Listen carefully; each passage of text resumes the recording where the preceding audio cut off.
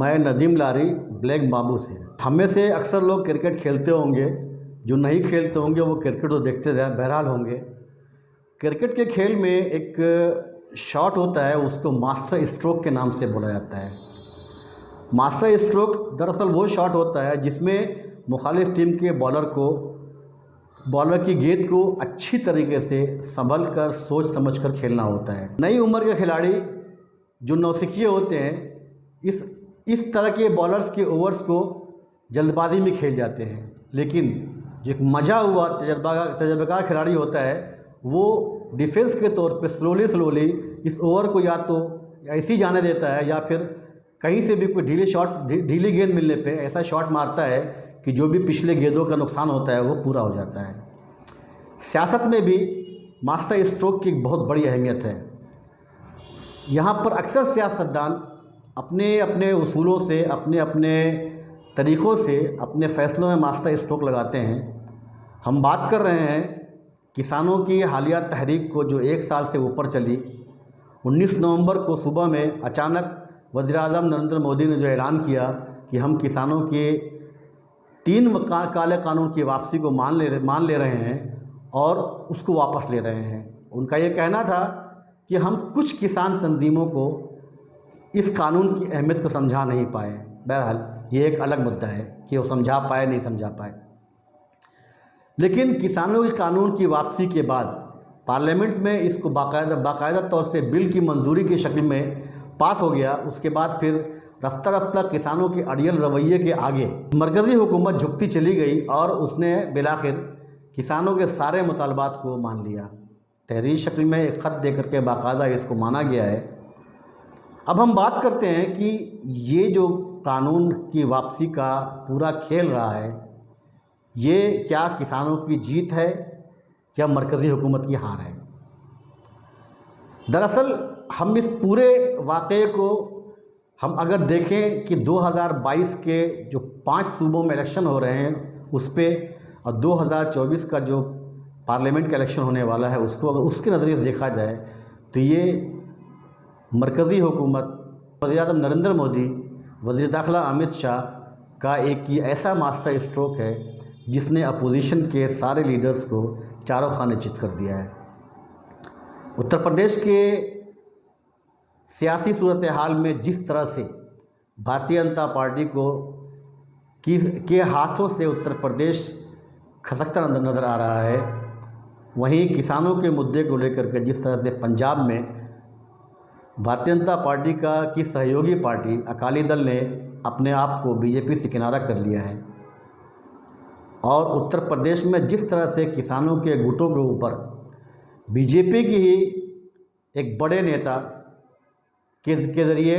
किसानों पर गाड़ी चढ़वा देने का मामला हो, ये सब सारी चीज़ें जब खुल के सामने आ रही हैं तो एक ऐसा माहौल बन रहा है जिससे ये अंदाज़ा हो रहा है कि मरकज़ी हुकूमत बीजेपी और आरएसएस के हाथों से पंजाब और उत्तर प्रदेश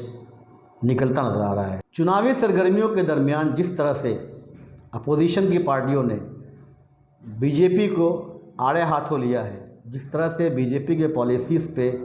नुक्ताचीनी करते हुए हमलावर हुई है, उसमें सबसे अहम मुद्दा किसानों का मुद्दा रहा है। चाहे वो किसानों की 1 साल से ऊपर के चल रही हड़ताल हो, चल रहा एहतजाज हो, धरना आंदोलन हो, या किसानों की जो मांगें एमएसपी वगैरह की गारंटी, किसानों पे जो मुकदमे उसकी वापसी, पराली को जलाने का मामला, इन सब चीज़ों को लेकर के जो उत्तर प्रदेश की और पंजाब की और बकिया 3 सूबों में, जहां 5 सूबों में चुनाव हो रहे हैं, उसके चुनावी सरगर्मियों को देखते हुए अपोजिशन जिस तरह से रियासती हुकूमतों पर हमलावर हो रही है, ख़ास तौर से किसानों के मुद्दों को लेकर के जिस तरह से अपोजिशन ने हुकूमतों पर हमला बोला हुआ है, उसको सामने रखते हुए अगर ये देखा जाए कि ये बिल की वापसी अपोजिशन के हमलों को कम करने की कोशिश है तो ये गलत नहीं होगा। मरकज़ी हुकूमत ने जिस तरह से किसानों के ख़िलाफ़ इन तीनों कवानीन को नाफिज करने के बाद उनके एहतजाजात को खातिर में न रहते हुए अपने अड़ियल रवैये से, ख़ास तौर से वज़ीर-ए-आज़म नरेंद्र मोदी, वज़ीर दाखिला अमित शाह और भी बीजेपी के बहुत सारे नेताओं के बयान से ये वाज़े हो रहा था कि ये तीनों कानून वापस नहीं लिए जाएंगे। लेकिन किसानों ने भी जिस हिम्मत और हौसले से एहतजाज करते हुए अपने आप को, अपने वजूद को साबित करने की कोशिश की, उसकी भी तारीफ़ करना ज़रूरी है। किसानों के एहतजाज को ख़त्म करने के लिए मरकज़ी हुकूमत, बीजेपी, आरएसएस और गोदी मीडिया ने जिस तरह से जैसी मुमकिन हो कोशिश की, कहीं पर जहाँ पे धरने हो रहे हैं, जहाँ पे एहतजाज चल रहा था, वहाँ पर सड़कों पे कीलों को बिछा देना, खारदार बाड़ों को लगा देना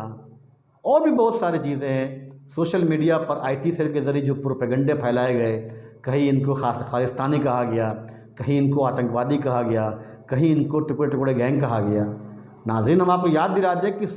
ये सब रवैया, इसके पहले भी हम एक बहुत बड़ा आंदोलन देख चुके हैं जो सीए एनआरसी को लेकर के शाहीन बाग के तर्ज पे हिंदुस्तान के मुख्तलिफ शहरों में सामने आया था। ये सारे प्रोपेगेंडे वैसे ही आजमाए गए जो एनआरसी और सीए के कानून को लेकर के आजमाए गए थे, लेकिन किसानों ने हौसलामंदी से, ठंडे दिमाग से इन सब चीज़ों का मुकाबला किया और बिलाखिर फ़तेह उनकी ही हुई। किसानों की खुशी को देख करके ये अंदाज़ा हो रहा था कि शायद किसान अपने घर चले जाएंगे, और उसके बाद भी कुछ आवाज़ें भी उठ रही थी कि अब किसानों में तकसीम हो जाएगी, क्योंकि कुछ किसान अगर राज़ी थे कि ऐलान की वापसी के बाद कि हम घर चले जाएंगे, वहीं जो बड़े किसान नेता थे वो इस बात पे अड़े हुए थे कि जब तक इनकी सारी मांगें पूरी ना हो जाए उस वक्त तक ये धरना ख़त्म नहीं करेंगे। लेकिन ये प्रोपेगेंडा भी मुखालिफिन का काम होता नज़र नहीं आया, और किसानों के पूरी तंजीमों ने जिस तरह से पामर्दी से इसका मुकाबला किया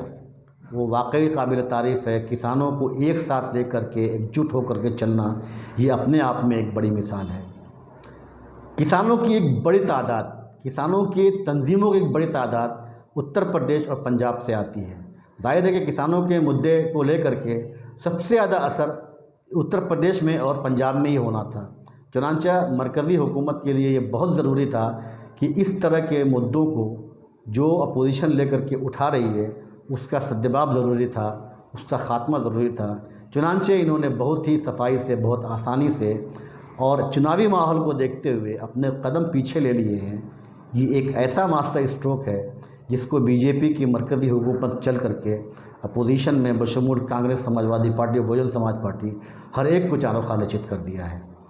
चलते चलते हम आपको ये बता दें कि आखिर वो 3 कृषि कानून जिसको लेकर कितना हंगामा हो रहा था वो क्या थे। The farmers produce trade and commerce promotion and facilitation